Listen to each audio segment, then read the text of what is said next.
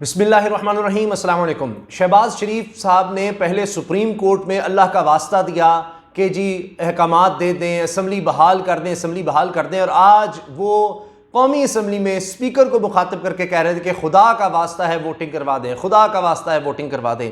इसी तरह से अब देख रहा था मैं कि मीम्स का बाजार गर्म है, क्योंकि आसिफ अली जरदारी साहब ने भी बात की, हाथ जोड़कर कहा कि जी वोट वोट वोट, वोटिंग कराएं वोटिंग कराएं। और किसी ने इस पर अजीबोगरीब बात लिखी हुई थी, मीम्स हैं तो लोग मजाक तो फिर उड़ाते हैं कि जी वो अमेरिका पैसे वापस मांग रहा है तो वोट करवा लें। तो ये जो तहरीक अदम एतमाद का मामला है, ये जिस तरह से आगे बढ़ रहा है, बल्कि यूं कहें कि ये आसाब का एक मुकाबला बनता चला जा रहा है। और इमरान खान साहब ने बात कही थी कि ये इस एक आसाब की जंग है और मैं इसका मास्टर हूं। और जब लगा कि जनाब बस इमरान खान हार गया है, शिकस्त हो गई है, जो उन्होंने खिताब किया कल, उसके बाद भी ये शुरू हो गई बात, अपोजिशन की तरफ से कहा गया कि जी शिकस्त तस्लीम कर ली है, उन्होंने मान लिया है, अदम एतमाद को मान लिया है, अब भुगतें। क्योंकि मुझे ये बात याद आ रही है कामरान खान साहब की कि जी अर्ली इलेक्शन का जो मामला था वो अगर मान लिया जाता तो मामला शायद सुलझ सकते थे। लेकिन अब देखें कि इमरान खान क्या क्या कार्ड खेलता है, और वही बात नजर आ रही है कि वो थका रहे हैं अपोजिशन को, अपोजिशन चीख रही है। अच्छा, अब कोशिश तो ये थी कि कौमी असम्बली के इजलास में अपोजिशन की तरफ से कोई हंगामा रही, कोई तकरीर ही ना हो, ताकि जितनी जल्दी हो सके मामला वोटिंग की तरफ जाए। और वो 175 176 लोग उन्होंने बिठाए हुए हैं, और जितने मुनहरिफ अरकान हैं उनको अलग, यानी लोटों के लिए अलग जगह रखी हुई है। लेकिन वहाँ भी अब लेने के देने पड़ गए हैं। इमरान खान साहब ने कुछ ऐसे कार्ड दिखाए हैं कि जिस पर अब ये सब परेशान हो रहे हैं कि क्या हुआ। एक तो ये कि इनके खिलाफ रेफरेंस स्पीकर को जमा करवा दिया गया है। अब यानी मामला आगे बढ़ रहे हैं, फिर इलेक्शन कमीशन है, फिर इनकी नाअहली है। लेकिन जो सबसे बड़ी बात यह है कि ये जो बचा कर रखे हुए हैं उन्होंने 175 में से, यानी 175 तो इत्तेहादी लोग खड़े किए हुए हैं, 175 और 76 बाकी मुनहरिफ अरकान के, अगर इनके वोट की जरूरत पड़े तो फिर हम उनसे वोट डलवा दें। लेकिन हुआ क्या है? हुआ यह है कि अब स्पीकर इनको रोक देंगे वोट डालने से। ये जो मुनहरिफ अरकान हैं, ये जो लोटे हैं, जिन्होंने फ्लोर क्रॉसिंग की है, आइन की खिलाफ वर्जी कर रहे हैं, ये वोट नहीं डाल सकेंगे। अब 172 वोट चाहिए, तो आप अंदाजा लगाइए कि 3-4 लोग भी अगर कम हो जाएं तो 171 का ऐवान बन जाएगा। यानी 171 वोट अगर होते हैं तो तहरीक अदम एतमाद फिर नाकाम हो जाएगी, नाकाम हो जाएगी।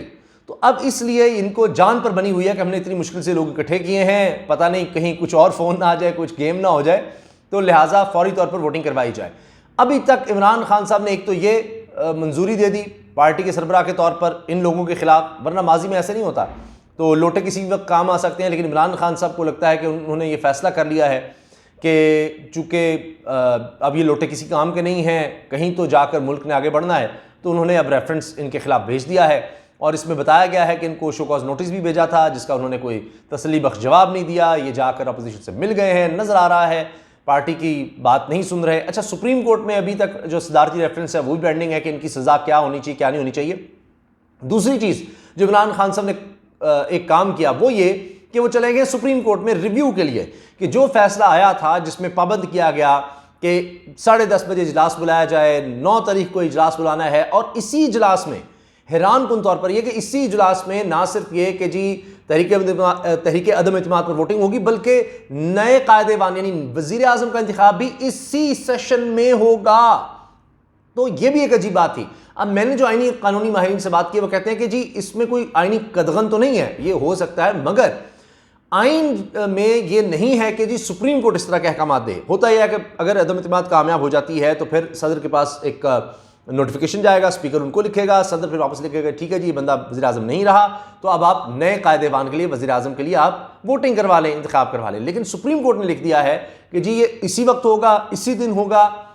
तो अब इस पर हुआ ये है कि रिव्यू फाइल कर दिया गया है कि जी सुप्रीम कोर्ट इस चीज़ को देखे कि इस तरह से नहीं हो सकता। अब इसमें तकरीरें भी हुई हैं, असद उमर साहब ने तकरीर की, उन्होंने कहा जी बड़ा वाज़ेह है, एक तो है नज़रिया है, ये सीधी सी बात है, ये वोट ऑफ कॉन्फिडेंस और ये सब कुछ, ये बैगर्स आर नॉट चूजर्स बमुकाबला एब्सोल्युटली नॉट। हमने किस तरफ जाना है ये कौम ने फैसला करना है। अच्छा, शीरीन मज़ारी साहिबा ने पूरी तारीख बता दी कि क्या क्या होता रहा है, अमेरिका के हवाले से, पाकिस्तान के हवाले से सब कुछ बताया।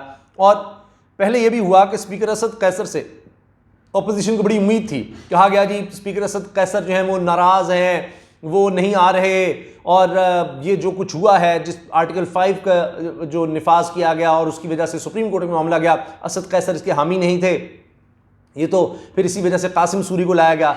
आज असद कैसर साहब के हवाले से खुद खबरें चलानी पड़ गई कि जी वो तो इमरान खान के साथ खड़े हो गए हैं। अब चूंकि इतनी फेक और झूठी खबरें भी चल रही हैं, अजीब व गरीब खबरें, मैं हैरान हो रहा हूँ। कहा क्या जा रहा है, क्योंकि इस्लामाबाद की सड़कों पर जनाब वो कुछ 12 ट्रक नज़र आ गए हैं और वो फौजी ट्रक हैं और मार्शल लॉ लगने लगा है, मार्शल लॉ लग गया है, इस तरह की बातें।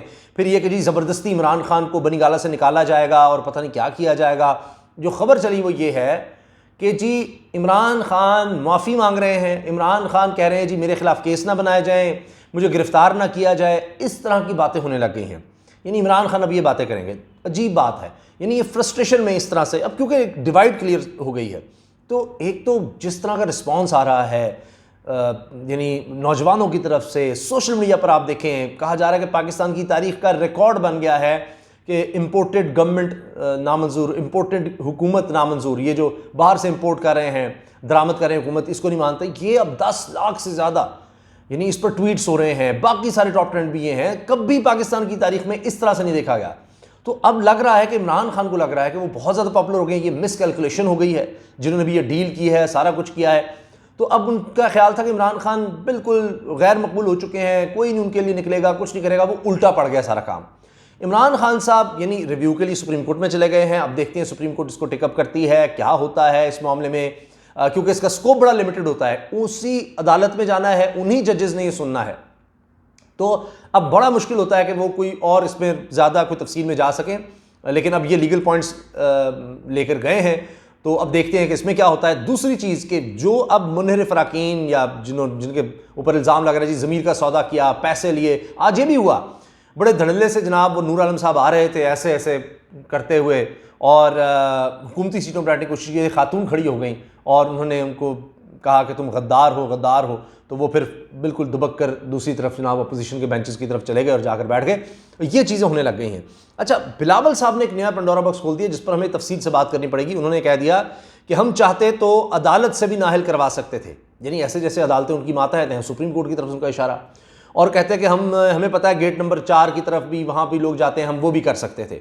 तो ये एक अजीब बात है और लोग सवाल पूछ रहे हैं कि इसका क्या मतलब है। कि बिलावल साहब कह रहे हैं कि ये इदारे हमारे कंट्रोल में थे, सारे मामला हमारे कंट्रोल में थे, हम जहाँ से चाहते इमरान खान को नाअहल करवा सकते थे। क्योंकि सुप्रीम कोर्ट का जब ये फैसला आ रहा था उस वक्त फजलुर रहमान साहब ने भी ये बात कही थी, ट्वीट की थी, और बड़ी अजीब बात है। और बीके जी उस वक्त प्रेस कॉन्फ्रेंसेस की जा रही हैं, सुप्रीम कोर्ट को दबाव डालने की ऐसे लगा जैसे कोशिश हो रही है कि जी इस तरह का फैसला आना चाहिए, स्पीकर की रूलिंग भी गलत होनी चाहिए, असेंबली में बहाल होनी चाहिए, सब कुछ होना चाहिए, ऐसे ऐसे ऐसे सब फैसला आए। तो बहरहाल जब फैसला आया तो फिर खुशियाँ मनाई गई कि जी उससे भी ज़्यादा चीज़ें सामने आ गई।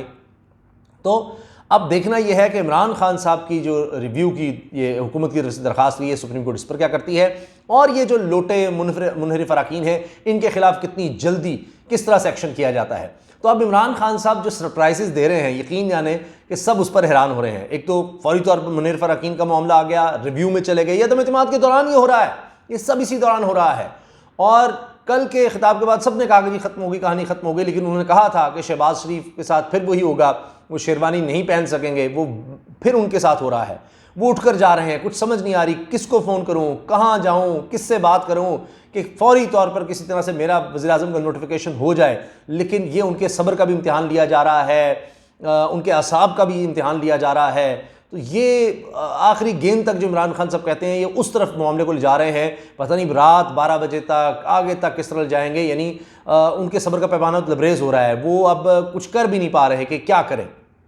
तो ये भी सरप्राइज़ है कि वो समझ रहे सुबह आएंगे, सुप्रीम कोर्ट ने कह दिया हुआ है 10:30 बजे तो जनाब हो जाएगा, सारा कुछ हो जाएगा। लेकिन स्पीकर के बारे में अब ये कह रहे हैं कि स्पीकर कैसर कह रहे हैं मैं इमरान खान से बेवफाई नहीं कर सकता और जो करना है कर लो, आइन के मुताबिक चलूँगा। अब ये बातें अजीब हैं, सब उनको डरा रहे हैं। बिलावल साहब भी तकरीर करके डरा रहे थे कि जनाब तुम पर तौहीन अदालत लगेगी, तौहीन अदालत होगी, हम जा रहे हैं मुशावरत, तौहीन अदालत छोड़ेंगे नहीं, तौहीन अदालत ये वो, फिर आइन से गद्दारी की सज़ा मौत, और ये सब डरा रहे हैं। लेकिन मुझे याद आ रहा था, मैंने इस पर ट्वीट भी किया कि यूसुफ ज़ा गिलानी साहब को कई पेशियों पर बुलाया गया, बार बार गए, अदालत कहती रही, और वही इफ्तिखार चौधरी जो नून लीग को बड़े पसंद थे कि जी ख़त लिखो सुकाम को, वहाँ जो दौलत पड़ी उसको वापस लेने ख़त लिखो। उन्होंने कहा जी सदर हैं आसिफ जरदारी, उनके खिलाफ कोई मुकदमा नहीं हो सकता, मैं ख़त नहीं लिख सकता, आइन इजाज़त नहीं देता, आइन इजाज़त नहीं देता, हमारी लॉ मिनिस्ट्री कह रही है इजाज़त नहीं देता। वो कहते रहे, उन्होंने लिखा, फिर आखिरकार जनाब उनकी नाअहली हुई इसी बुनियाद पर, तौहीन अदालत की बुनियाद पर।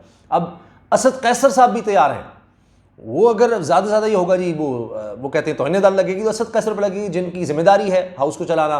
वो 1 लाख रुपया शायद जुर्माना, 6 माह कैद भी हो सकती है उसमें ज़्यादा से ज़्यादा, और फिर 5 साल के लिए वो इलेक्शन के लिए नाअहल भी हो सकते हैं। तो ये ख़तरा भी है, लेकिन असद कैसर साहब लग रहा है कि फ़िलहाल तो पीछे हटते नज़र नहीं आ रहे। तो जो भी लेटेस्ट अपडेट्स होंगी वो आपके सामने रखेंगे। बहरहाल सरप्राइजेज़ का सिलसिला जारी है और अपोजिशन की फ्रस्ट्रेशन, परेशानी से हर चीज़ नज़र आ रही है। इदारों को इन्वॉल्व करने की कोशिश हो रही है कि जी ये बिलावल साहब ने जिस तरह कहा कि जी ये असल में न्यूट्रल और जो नॉन न्यूट्रल हैं उनके दरमियान असल मामला है। तो इदारों में भी जनाब वो बताना चाह रहे हैं कोई इधर है कोई उधर है। उन्होंने फैज़ याब की भी बात की है, पहले भी फैज़ याब हुए, अब भी होना चाहते हैं। नहीं जनरल फैज़ हमीद पर उन्होंने टारगेट करने की कोशिश की कि जी वो सब कुछ था, हालांकि फ़ौज में डिसिप्लिन होता है, ये नहीं हो सकता कि जी आप फैज़ हमीद जो भी कुछ कर रहा होता तो अभी तक उनको पता नहीं क्या कुछ कर दिया जाता। ऐसे नहीं होता कि अपनी मर्ज़ी से सारे कोई लगे हों। बहरहाल अब देखते हैं क्या होता है। इंशाल्लाह मैं आपको हर हवाले से जो भी खबरें आएंगी उन पर इंशाल्लाह अपडेट रखूँगा। इजाज़त दीजिए, अल्लाह हाफ़िज़।